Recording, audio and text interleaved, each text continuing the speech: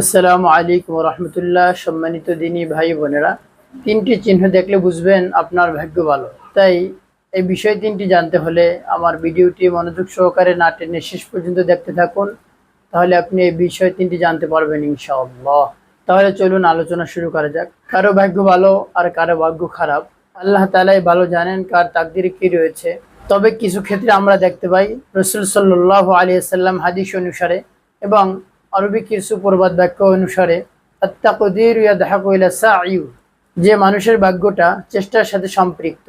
একটা বিষয় যদি কেউ চেষ্টা করে তাহলে তার তাকদীরটা ভালো হয়। কেউ কেউ বলেন তাকদীর বা ভাগ্যটা দোয়ার দ্বারা পরিবর্তন হয়, অর্থাৎ আপনি যে বিষয়ে দোয়া করবেন, বিপদ আপদ, বালা মুসিবত, রোগ শোকে সবকিছু আল্লাহ রাব্বুল আলামিন হেফাজত করবেন।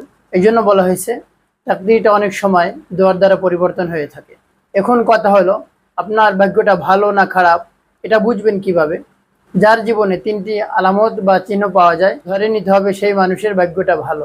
এটা আল্লাহ রসুল সাল্লাল্লাহু আলাইহি সাল্লাম বলেছেন, মিন সাআদাত ইবনে আদমা সালাসা ওয়া মিন শুকুক ইবনে আদমা সালাসা ওয়া মিন সাআদাত ইবনে আদম।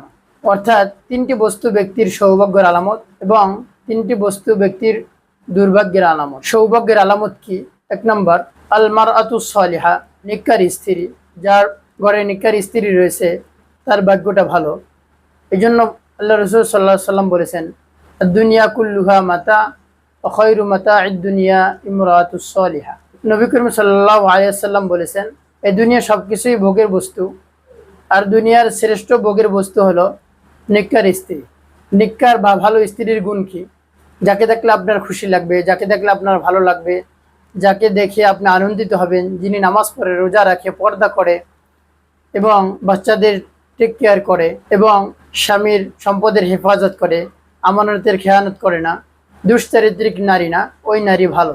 দুই নম্বর আলামত হলো আল মাসকানুস সালিহা, যার ভালো বাসস্থান রয়েছে।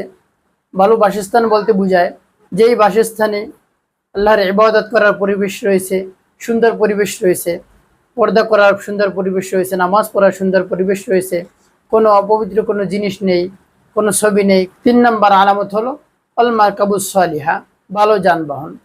এই তিনটি আলামত কোনো ইমানদার ব্যক্তির মধ্যে যদি থাকে তাহলে ওই ইমানদার ব্যক্তি হলো ভাগ্যবান। আল্লাহ রাব্বুল আলামিন আমাদের সকলকে দুনিয়ার শ্রেষ্ঠ ভাগ্যবান হিসেবে কবুল করুন। আমিন। ওয়া মা তাওফীকি ইল্লা বিল্লাহ।